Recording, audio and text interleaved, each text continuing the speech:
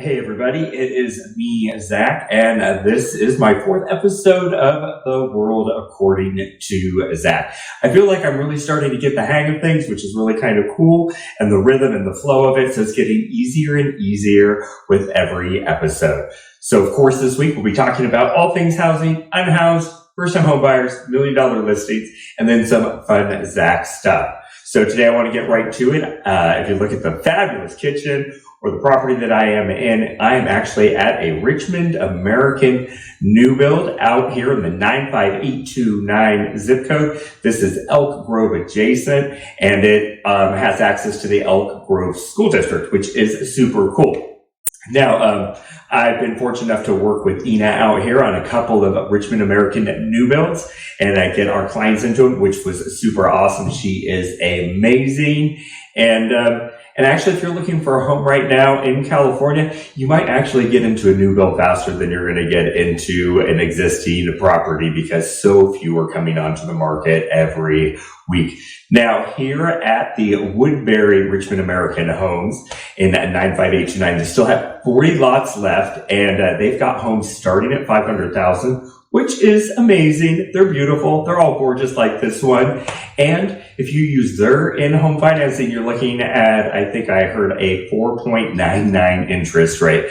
Now, my lenders can't match that interest rate, but if you're looking for a new build construction, they've got great interest rates, and they're also great properties. So make sure you check out the Richmond American Homes. I know lots of agents who work in various different projects, and it's just a great way to get into a beautiful home.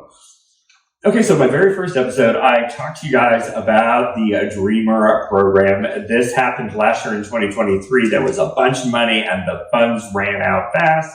I said I would talk about it in a later episode. This is that later episode now, and I was wrong. It's actually called the California Dream for All Shared Appreciation Loan Program. This year, it isn't going to be a first come, first serve. It's going to be a voucher program. In order to get to the voucher, you're going to have to click on a very specific button on their website once they open up the program. So you're going to find that link in my bio to their website so that you can press that button if this is a program you're interested in. Now, you have to be a first-generation home buyer in order to participate, which means that your parents couldn't have owned a home already. And everybody who's on the loan also needs to be a first-time home buyer. What's going to happen is this program is going to help you with up to 20% of your down and closing costs, up to $150,000. And then when you sell the home, you'll have to pay them back the down payment and then give them a percentage of the appreciation.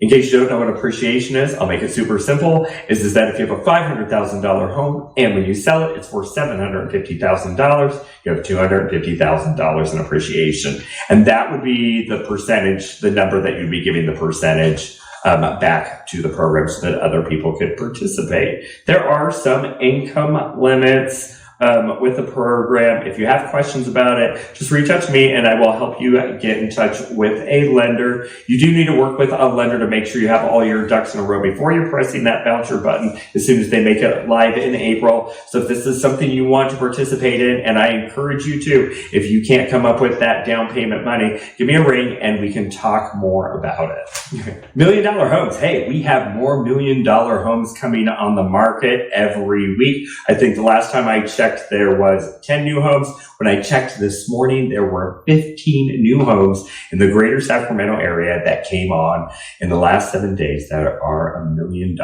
or more. So there's two that I'm going to talk about really fast. And the first one is a fellow Coldwell Banker agent. So let me give a shout out to Elizabeth Roofer on her fabulous listing in the Fab 40s.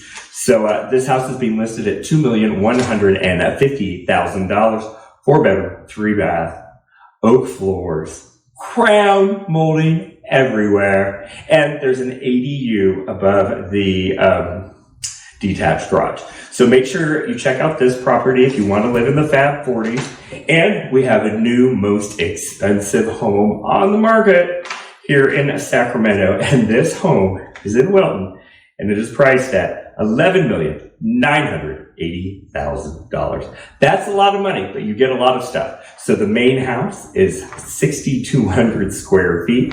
It comes with a 140-acre vineyard on a total of 304 acres. It has a pool, and you're getting all of this for just under $12 million.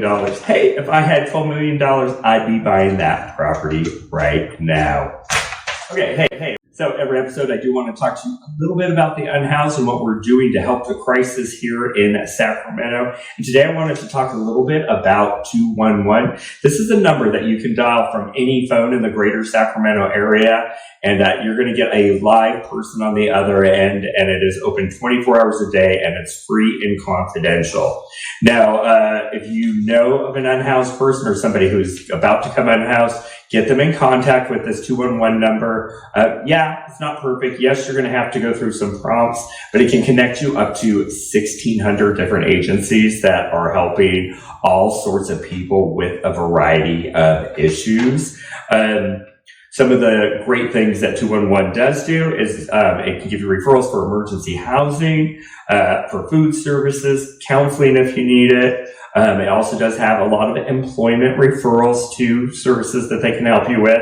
And you don't have to be unhoused to use 211. So it is there for seniors who might be having food scarcity problems. It's there for families who find themselves in emergency situations where they need stuff. And then there are a lot of children's services that are available. So, I mean, if you're talking about like 1,600 agencies, there's a little bit of something for everybody. So the number is 211, and you can dial it from your phone. So if you don't have a phone, but you have access to a landline, the number is 916-498-1000. If you are an email person, it's going to be info@211sacramento.org. If you want to go on their website to see all of the services that are available to you, that is going to be 211sacramento.org.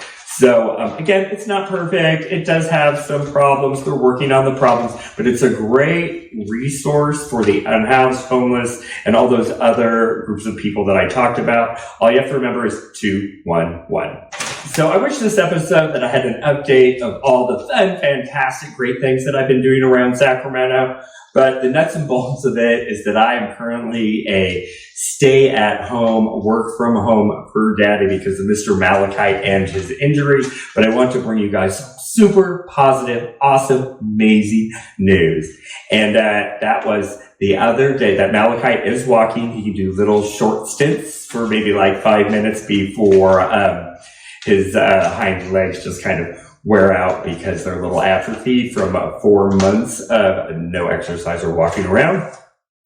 But the other day, he got to do playtime for like 15, 20 minutes for the first time in 4 months with his sister, Miss Molly Brown, and they had the best time. They just played. It was wonderful. My heart grew 3 times bigger, and it continued to give me even more hope that Malachite is going to be able to be like a fully functioning dog again. And then, even more importantly, or more exciting, is the very next day, we did he's in the carriage around we do a little walk around Rush Park, and then Molly's on the leash, and I took him out, and he actually did his first steps in a park in 4 months with his sister, Miss Molly Brown, and oh my God, if my heart was already 4 sizes bigger from just playtime, it grew 5, 6, 7, 8 times bigger.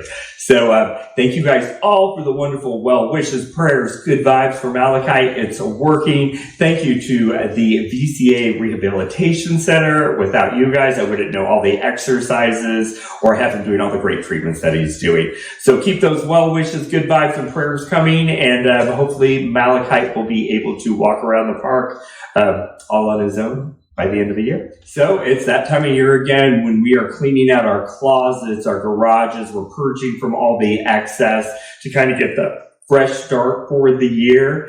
And if you're like me, you realize that you have a lot more e-waste than you've ever had before.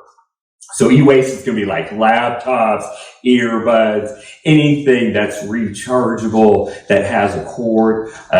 We have more and more of them in our lives than ever before, and they are all still ending up in landfills, which is absolutely, absolutely horrible for the planet, life around it, including ourselves and human habitats. And the reason why is because e-waste can have a lot of stuff into it that can leach into the systems that eventually get to us. Common is lead and mercury. You just don't want that in the ecosystem. And then there's up to 1,000 other dangerous substances in e-waste. So the great news is that we're doing a lot better job than we did in the past about recycling this stuff and keeping it out of landfills. And I did a little bit of research and I found a couple cool things that I wanted to share with you. And the number one, did you know that all of the Apple stores will take old cell phones, both Android and iPhones, and they'll make sure they get recycled and parted out. So go Apple for doing that. I hope you're still doing that by the time this comes out. And laptops and computers and stuff. Hey, I'm just as nervous about all of you guys, as you guys. About like my data getting retrieved off of it if I recycle it and stuff. And I found out that there's services that for $10 to $15 here in Sacramento, there's multiple agencies and businesses that are doing it, is they'll wipe your laptops and phones so nobody gets that sensitive and detailed information that you don't want anybody to get. And oftentimes they'll also dispose of it for you. I also found out that rechargeable batteries, hey, you could drop them off at Home Depot, Best Buy, or Staples. Didn't know that. And those non-rechargeable batteries, if you're in Sacramento, all the Nugget markets are taking them. Pretty cool. As well as Ace Hardware and Rite Aid. So that's pretty cool. Also, you got an old washing machine or a refrigerator and you need it picked up and hauled away. Great news. If you live in the city of Sacramento or the county of Sacramento, you get one free pickup a year. So they'll get rid of that for you. And then finally, all of Sacramento County and surrounding counties like Yolo, Placer, and El Dorado have e-waste programs. So if you live in one of those counties, you can just Google e-waste Yolo County and they'll help you out. City of Sacramento, City of Folsom, Roseville, and Elk Grove also have e-waste program if you're in those cities. And hey, people, like, I think the world and climate is messed up enough as it is. So do your diligence, take care of your own shit, and make sure that e-waste does not go in the landfills. Okay, hey.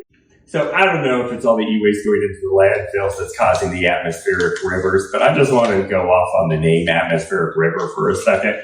So first, I want to let you know that I understand that these atmospheric river storms, they bring a lot of tremendous water with them. It saturates the land. It creates a lot of different problems. Back in my day, and I'm kind of old, we just call them storms, severe thunderstorms, just a big storm. But today, we're slick. It's 2024. Everything has to be cool and slick, and they came up with the name atmospheric rivers.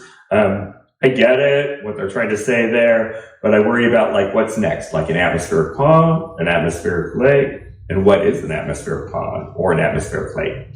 So my solution is that we give atmospheric rivers a whole new name, right? And we do something fun, like, you know how like the pharmaceutical companies have great new names and slick for everything. And the two that I like are a Zytrodone, so a Zytrodone instead of an atmospheric river. That's kind of cool sounding. Or a Brandoom. A Brandoom is coming. Oh my gosh, get ready. Buckle down the hatches. A Brandoom is coming. So, I don't know. What do you guys think? So this episode, I also wanted to talk about a fun and exciting thing that's happening in Sacramento. Hey, I was a total museum guy when I was growing up. I think it was the Natural History Museum in Denver, Colorado. It's the one that had all the dinosaur bones, and I was way into dinosaurs as a kid. Growing up, I've learned to appreciate and love all the great things that museums offer. They teach you a lot about history, the past, and maybe sometimes where we're going on in the future. So for the last 26 years, this has been going on in Sacramento, and it's Free Museum Weekend. And now it is happening again this year. It's going to be March 2nd and 3rd. You do have to pre-register in order to take care of it, being a free event for you. So you can find that link in my bio. Just remember, so if you want to take advantage of the free weekend, that you have to pre-register in order to go for free. Great news is there's like 20 museums that are participating, and I'm going to run through them really fast. And so we've got the Agricultural Museum, the Automobile Museum. We have the California Museum. Now this one is kind of cool. It's like the California Hall of Fame, and it's how California influences the world through ideas, innovation, arts, and culture. I'm pretty sure that's the one I'm going to check out. There's also the California State Library, and I'm really confused on this one. A library museum. There's the State Railroad Museum, the Pharmacy Museum. There's the Leland Stanford Mansion. I guess that's a really cool mansion. It was a former California governor's mansion. There's the Maidu Museum. If you don't know who the Maidu people are, they were here thousands of years before Sacramento came along, and they have their own museum, and it talks a lot about their heritage and their crafts and their way of life. So make sure that you check out that museum if you don't, or if you haven't already. There is a medical history museum. There is a historic city cemetery museum, the regular history museum, the regional fire museum, the Sojourner Truth African American Museum, the State Capitol Museum, the State Indian Museum, the Sutter Fort Verge Center for the Arts Museum. So again, there's around 20 museums that are participating in the free weekend. I can't say that enough. March 2nd and 3rd, that you have to pre-register in advance to take advantage of it being free. That link is in my bio. Happy museums, everybody. I can't wait to go explore some myself. Hey, for me, it's important that I'm celebrating all the great walks of life that are on this planet. I love to learn, engage, and grow and know more about everybody and every way they live all across this planet. I just think it's super cool. I also think it's amazing that I live in Sacramento, where we have a little bit of everything. Race, color, heritage, sex, gender in this city, and we all get along great. So I'll just try and get through this as quickly as possible and talk about it. So on March 8th, we have a lot of Hindus here in Sacramento, and they have the Maha Shivratri celebration. I hope I didn't mess up the state of that too bad. It's the annual celebration of the deity Shiva. A deity is a god or goddess, and in Hinduism, Shiva plays one of the most prominent roles and is considered the god of destruction. Now, it sounds much scarier than it is. So it's about the untouched or untainted innocence of our conscience. Now, even that is a lot to sit back and understand. So I'm going to even super simplify it. And it's the aspect of our being that's deep inside that we can't corrupt.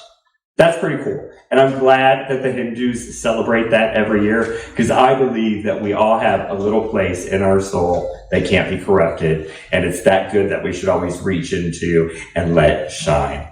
Also on March 8th is International Women's Day. I love all women. I just think they're great. I think they're amazing. They teach me a lot. 50% of the planet's women, so what's not to love? But International Women's Day, it's a global celebration, and they're celebrating social, economic, cultural, and political achievements of women worldwide. This year's theme is about investing in women and accelerating the progress that they've already made and moving forward as much and as fast as possible. And I think if you look at all races and minorities, they're kind of on that accelerated progress path. And I think it's great. I think it's the faster we accelerate and bring everybody to equal is amazing. And I promote it, and I promote women and all the great things they do to shape this planet. And then finally, we have Ramadan. That is starting on March 10th. Now, I didn't know a lot about Ramadan. I don't think a lot of people do, so I'm just going to share some easy facts with you. It's a religious holiday for Muslims. It's on the 9th month of the 12-month Islamic calendar, so it kind of can move around a little bit from what our traditional calendar is.